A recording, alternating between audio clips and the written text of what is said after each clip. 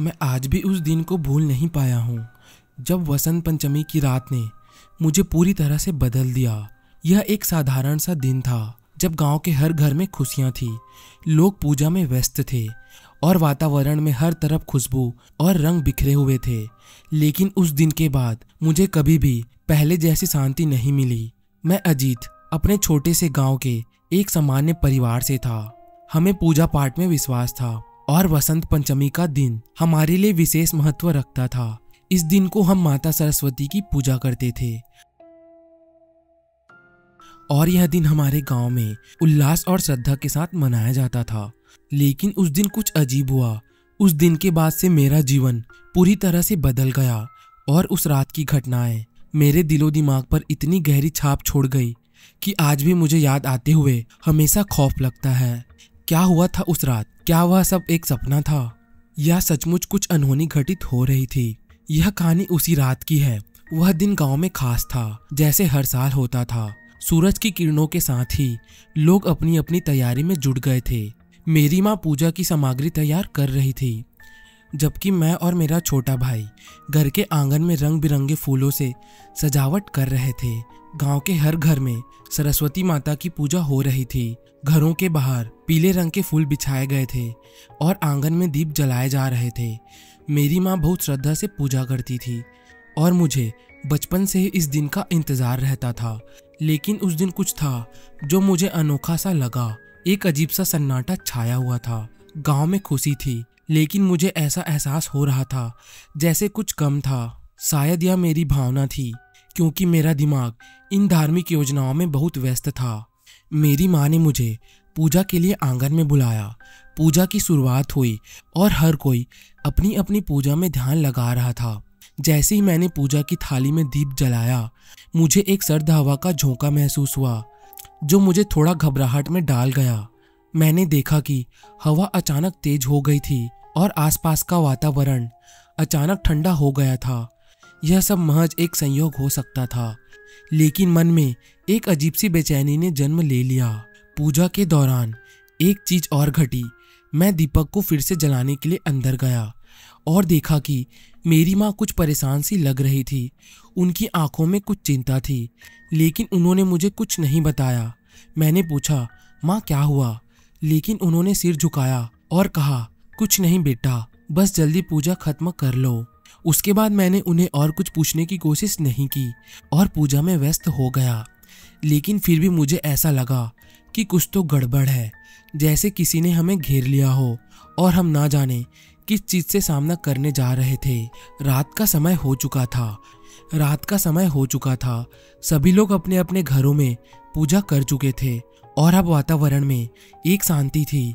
गांव के अधिकांश लोग सो गए थे, लेकिन मैं और मेरी माँ पूजा की थाली को सहेजने के लिए आंगन में थे। तभी कुछ मुझे अजीब सा महसूस हुआ। आंगन के कोने में एक बूढ़ी महिला खड़ी थी। उसके चेहरे पर कुछ ऐसा था जो मुझे अंदर तक ठंडा कर गया। उसकी आंखें बड़ी और घुंघराले बाल उसके कंधों तक थे। वह बिना कुछ बोले मुझे घूर रही थी। मैं यह सोच ही रहा था कि वह कौन हो सकती है। मैं हैरान था। आसपास कोई नहीं था, लेकिन मेरी माँ ने मुझे शांत रहने को कहा और पूजा में ध्यान लगाने के लिए कहा। फिर भी उस महिला का चेहरा मेरे दिमाग में घूमता रहा। कहीं ना कहीं मुझे यह आभास हो रहा था कि कुछ अनहोनी घटना घटने वाली है, लेकिन मैं इसे अपने दिमाग से निकालने की कोशिश करता रहा। कुछ देर बाद जब रात के 9 बजने वाले थे, मुझे कुछ और अजीब सा महसूस हुआ।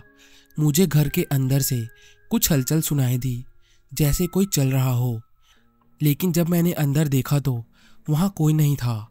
फिर मुझे समझ में नहीं आया कि यह सब क्या था। क्या मैं अकेले ही डर रहा था या सचमुच कुछ अजीब हो रहा था? सभी लोग अपने अपने घरों में सोने चले गए थे, परंतु मेरे दिल में बेचैनी का आलम था। मुझे लगता था जैसे कोई अनहोनी घटना घटने वाली है और मैं उसके लिए तैयार नहीं था। वह बूढ़ी महिला जो मुझे पूजा के दौरान दिखाई दी थी, अब बार बार मेरी आंखों के सामने आ रही थी। उसकी घूरती आंखों की छवि मेरे मन में गहरी छाप छोड़ गई थी। मैं अपने कमरे में लेटकर इस सब पर विचार कर ही रहा था, तभी अचानक से मेरे कमरे की खिड़की से एक अजीब सी आवाज़ आई। यह आवाज़ जैसे किसी के घसीटने से उत्पन्न हो रही थी। या फिर कोई चीज खिसक रही थी। मैंने डरते हुए खिड़की से बाहर देखा, लेकिन वहां कुछ भी नहीं था।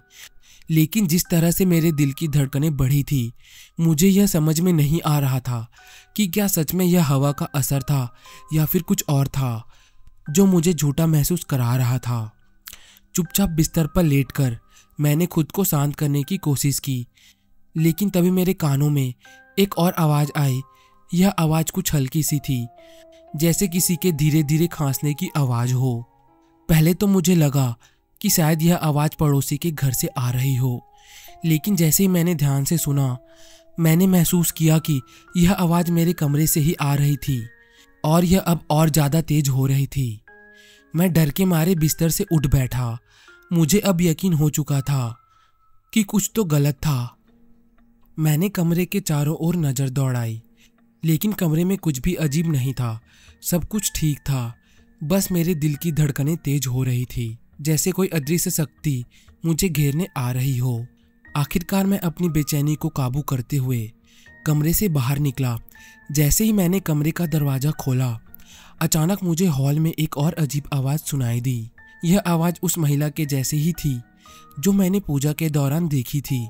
वह महिला कुछ कह रही थी, लेकिन शब्द स्पष्ट नहीं थे।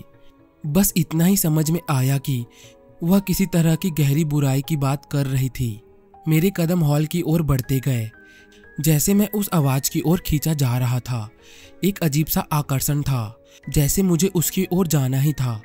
मैंने धीरे धीरे हॉल में कदम रखा और वहाँ की अंधेरी सी अवस्था को महसूस किया। मुझे लगा जैसे रात की घनी चुप में कोई मेरा पीछा कर रहा हो। जैसे ही मैं हॉल में पहुंचा, मेरी आंखें कमरे के अंदर की दीवारों पर गई।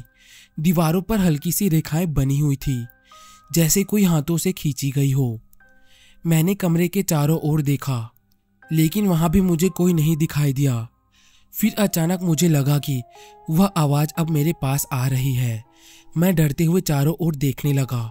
दीवार के एक कोने में वही महिला दिखी जो अब और अधिक भयानक नजर आ रही थी। उसकी आंखों में कोई विशेष जलन थी, जैसे वह मुझे अपने कब्जे में लेना चाहती हो।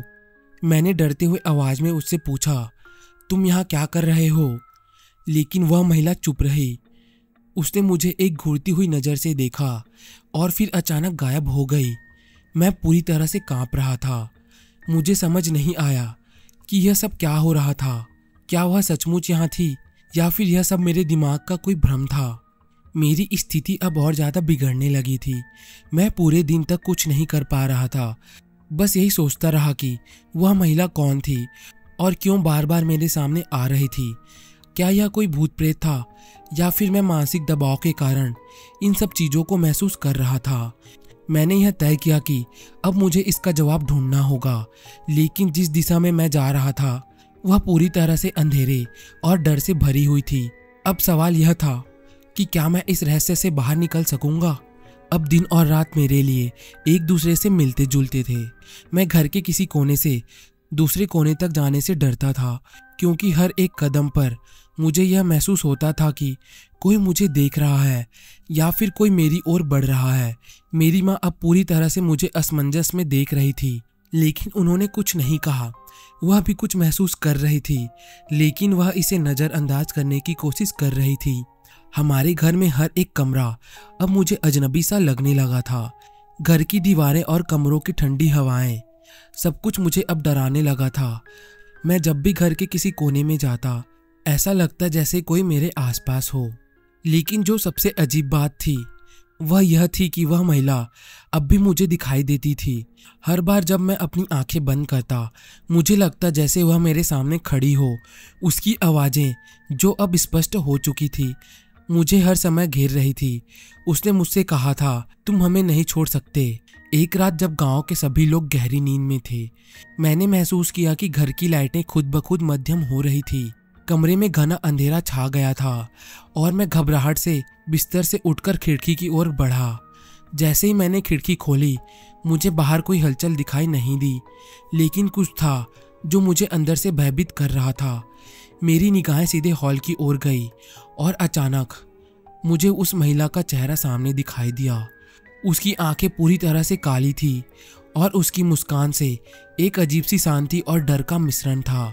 वह जैसे मेरे सामने खड़ी थी, लेकिन मुझे समझ में नहीं आ रहा था कि वह कहाँ से आई थी। उसने धीमी आवाज में कहा, तुम मेरी मदद क्यों नहीं कर रहे हो? उसकी आवाज़ इतनी डरावनी थी कि मैं बुरी तरह कांपने लगा। क्या वह सच में मुझे खतरे में डालने आई थी, या फिर यह सब मेरा डर था जो मुझे अपनी ओर खींच रही थी? मेरे मन में एक सवाल उठने लगा, क्या मेरी माँ को भी यह सब महसूस हो रहा था? लेकिन जब मैंने उनसे पूछा तो उन्होंने यह कहकर टाल दिया कि मैं थक गई हूँ और मुझे सोने की ज़रूरत है। लेकिन मैं जानता था कि वह भी कुछ महसूस कर रही थी, वह भी चुप्पी साधी हुई थी। अगली रात मैंने एक और घटना महसूस की। मैं अपने कमरे में बैठा था और जैसे ही मेरी आंखें बंद हो गई, मुझे एक अजीब सी आवाज़ सुनाई दी। यह आवाज़ मेरे कानों में जैसे किसी ने फुसफुसाई हो। मैंने सिर उठाकर चारों ओर देखा, लेकिन कोई नहीं था। फिर अचानक से मेरे कमरे के एक कोने से वह आवाज़ फिर से आई। यह आवाज़ स्पष्ट थी और अब मैं समझ चुका था, यह कोई मानवीय आवाज़ नहीं थी, बल्कि कुछ और थी। जैसे ही मैंने ध्यान से सुना, वह आवाज़ मुझसे कह रही थी, तुम हमें नहीं छोड़ सकते। फिर मैंने एक दिन फैसला किया कि मैं इस रहस्य का सामना करूंगा। मैंने घर के पुराने हिस्से की ओर जाने का मन बनाया, वह हिस्से जिसे हमने कभी ज़्यादा नहीं देखा था। यह हिस्सा अंधेरा और गहरा था और कभी कभी मुझे लगता था कि वहाँ कुछ अजीब हो सकता है। यह हिस्सा मेरे दिमाग में एक जिज्ञासा और डर दोनों पैदा कर रहा था।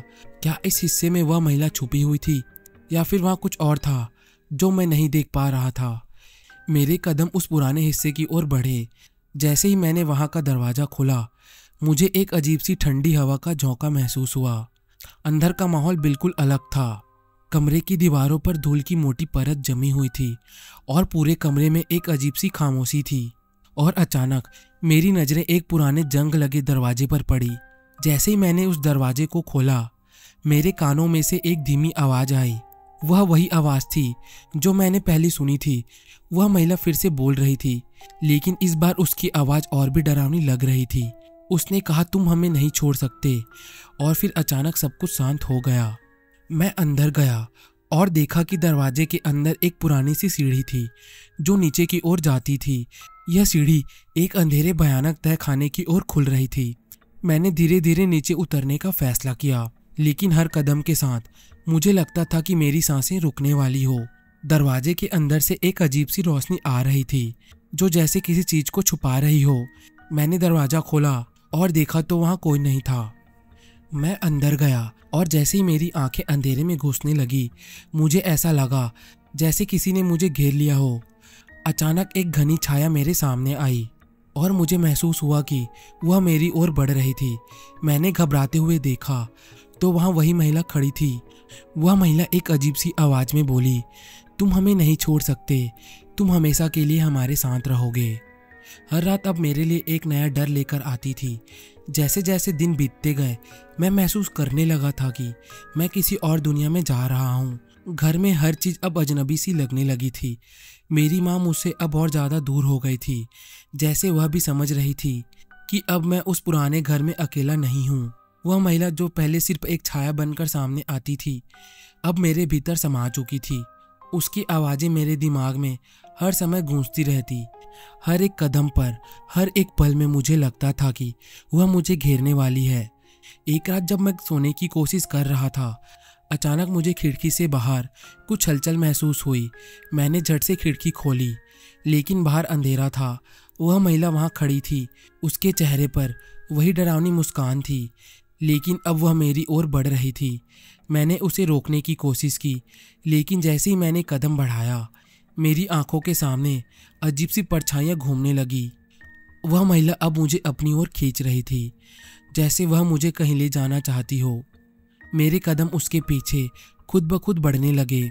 मैं उसे रोकने की कोशिश करता, लेकिन मेरी इच्छाएं और मेरी शारीरिक शक्तियाँ एक साथ काम नहीं कर रही थी। वह महिला मुझे एक अजीब से दरवाजे तक ले गई जो कहीं दिखाई नहीं दे रहा था, लेकिन फिर भी वह मेरे सामने था। दरवाज़ा खोलते ही मुझे एक अजीब सी आवाज़ सुनाई दी। यह वही आवाज़ थी जो मैं पहले कई बार सुन चुका था, लेकिन अब यह और भी गहरी और डरावनी हो गई थी। मैंने डरते हुए कहा, तुम कौन हो? वह बस मुस्कुराई और फिर दरवाज़ा खोलते ही मुझे अंदर जाने के लिए इशारा किया। मेरे भीतर एक अजीब सी घबराहट थी, लेकिन जैसे जैसे मैंने कदम रखा, मैंने महसूस किया कि अब मैं उस स्थान में हूँ जहाँ समय और स्थान का कोई मतलब नहीं था। यह जगह अजीब सी थी, सब कुछ भयानक अंधेरे से घिरा हुआ था और हवा में एक अजीब सी गंध फैली हुई थी। जैसे ही मैं वहाँ अंदर गया, मुझे एक पुरानी किताब दिखाई दी जो एक लकड़ी के टेबल पर रखी हुई थी। मैंने किताब को खोला और जो मुझे वहाँ मिला वह बहुत डरावना था। किताब के पन्नों में उन घटनाओं का विवरण था जो इस घर में घटी थी। वह महिला जिसने मुझे पहले अपनी ओर खींचा था, वह कोई साधारण प्रेत नहीं थी जिसने इस घर को अपनी शक्ति से नियंत्रित किया था। मेरे भीतर एक भय का समंदर उफलने लगा। क्या मैं इस घर में फंसा हुआ था? कुछ ही देर बाद वह महिला फिर से प्रकट हुई। मैंने आखिरी बार उस महिला से पूछा, क्या तुम मुझे छोड़ सकती हो? वह बस हंसी। उसने कहा, तुम्हें हमें छोड़ने का अधिकार नहीं है। अब मेरी मानसिक स्थिति और भी कमज़ोर हो चुकी थी। मुझे यह महसूस हुआ कि अगर मैं अब कुछ नहीं करता तो मैं इस घर और उसकी शक्तियों से कभी मुक्त नहीं हो पाऊंगा। मैंने एक बार आखिरी प्रयास किया। मैंने अपने अंदर छुपी शक्तियों को जागृत किया और पूरी ताकत से उस महिला को चुनौती दी, मैं इस घर को छोड़कर जाऊंगा और तुम मुझे नहीं रोक सकोगी। लेकिन वह महिला बस एक आवाज़ में बोली, तुम्हें छोड़ने का कोई रास्ता नहीं है। मेरे दिल में अब एक भयावह विचार घर कर गया था। क्या मैं वाकई इस घर से बाहर निकल सकता हूँ या फिर यह सब मेरे लिए एक अंतहीन चक्र बन चुका है? मैंने यह तय कर लिया कि अब मुझे डर का सामना करना होगा। मैंने किताब में पढ़ी हुई जानकारी को ध्यान से याद किया। वह महिला मुझे सिर्फ तब तक परेशान कर सकती थी जब तक मैं डरता था। अगर मैं उसे चुनौती नहीं देता तो यह लड़ाई खत्म नहीं हो सकती थी। अगली रात जब सब कुछ शांत था और घर में कोई हलचल नहीं थी, मैंने खुद से वादा किया, मुझे अपने डर को पार करना होगा और उस अजीब शक्ति का सामना करना होगा जो मुझे घेर रही थी। मैं कमरे के बाहर आया और उसी पुराने तहखाने की ओर बढ़ा जहां वह महिला मुझे बार बार खींच रही थी। तहखाने के भीतर जाने से पहले मैंने अपनी आंखें बंद की और गहरी सांस ली। मुझे महसूस हो रहा था कि जो कुछ भी हुआ वह सब मेरे भीतर की शक्ति का हिस्सा था। यह कोई बाहरी शक्ति नहीं थी, बल्कि यह मेरे भीतर का डर था जो मुझसे खेल रहा था। जैसे ही मैंने कदम बढ़ाए, मुझे वह महिला फिर से सामने दिखाई दी। अब उसकी आंखों में कोई मासूमियत नहीं थी, बल्कि उसकी आंखों में गहरी घृणा और क्रोध था। उसने कहा, तुम हमारी ताकत से भाग नहीं सकते। मैंने गहरी सांस ली और कहा, तुम मेरी शक्ति को समझने में गलती कर रही हो। मैं तुमसे डरता नहीं हूँ। वह मुस्कुराई, लेकिन इस बार उसकी मुस्कान डरावनी नहीं थी, बल्कि मुझे लगता था कि वह चौंक गई थी। जैसे ही मैं और करीब बढ़ा, अचानक उसने अपना रूप बदल लिया। अब वह कोई साधारण महिला नहीं थी, बल्कि एक अजीब सी शक्ति के रूप में बदल चुकी थी। उसके चेहरे पर हर तरफ अंधेरा फैल गया और उसकी आंखों में लावा जैसा कुछ चमकने लगा। लेकिन मैं अब डरा नहीं था। मैंने अपने भीतर की पूरी शक्ति का एहसास किया और मैंने कहा, अब मैं तुम्हें मुक्त कर दूंगा, तुम मुझे नहीं रोक सकती। वह चुप हो गई और फिर अचानक वह महिला और भी भयानक रूप में सामने आई। वह अब मुझसे बहुत दूर खड़ी थी और उसकी ऊर्जा में कुछ ऐसा था जो मुझे पूरी तरह से तोड़ने की कोशिश कर रहा था। अब मुझे यह महसूस हुआ कि मैं अकेला नहीं था। मुझे एक अजीब सी शक्ति मिल रही थी, जैसे यह घर और वह महिला मेरी चेतावनी से जुड़ी हुई थी। मेरे अंदर जो शक्ति थी वही मुझे इस महिला से बचा सकती थी। मैंने अपनी पूरी ताकत से उसे चुनौती दी और मेरी आवाज़ गूंजने लगी, तुम मुझे नहीं रोक सकती। उस महिला ने अपना रूप बदला और अब वह मुझे सच में अपनी गिरफ्त में लेना चाहती थी, लेकिन मैंने खुद को पूरी तरह से केंद्रित किया। मेरी आंखों के सामने सब कुछ सुस्त हो गया। फिर मैंने एक अंतिम कदम उठाया और अपनी ऊर्जा को एक साथ समेटते हुए उस महिला की ओर बढ़ा। कुछ सेकंड के लिए सब कुछ स्थिर हो गया। फिर एक तेज आवाज के साथ वह महिला गायब हो गई। जैसे ही वह गायब हुई, मुझे महसूस हुआ कि घर का माहौल बदल चुका था। अब वहाँ अंधेरा और घबराहट नहीं था, बल्कि एक शांति और हल्का सा उजाला फैला हुआ था। उस रात के बाद से घर में कुछ भी वैसा नहीं था जैसा पहले था। मुझे ऐसा लगने लगा था जैसे मैंने अपने भीतर की शक्ति को पहचान लिया था और अब मैं उस मानसिक डर से मुक्त था। घर में अब एक अजीब सी शांति छाई हुई थी और मेरे लिए यह स्वतंत्रता का एहसास था। मेरे भीतर की शक्ति ने मुझे उस अंधेरे से बाहर निकाला था। लेकिन क्या मैं सच में पूरी तरह से मुक्त हो चुका था? क्या वह शक्ति अब मुझसे हमेशा के लिए दूर हो चुकी थी? यह सवाल अब भी मेरे मन में था और शायद मुझे इसका उत्तर कभी नहीं मिलेगा। लेकिन इस घने अंधेरे से निकलकर मैंने अपनी पहचान और अपनी शक्ति को पहचाना था। अब मैं जानता था कि भय केवल एक मानसिक अवस्था होती है और अगर हम उसे पार कर लें तो हम किसी भी डर से मुक्त हो सकते हैं।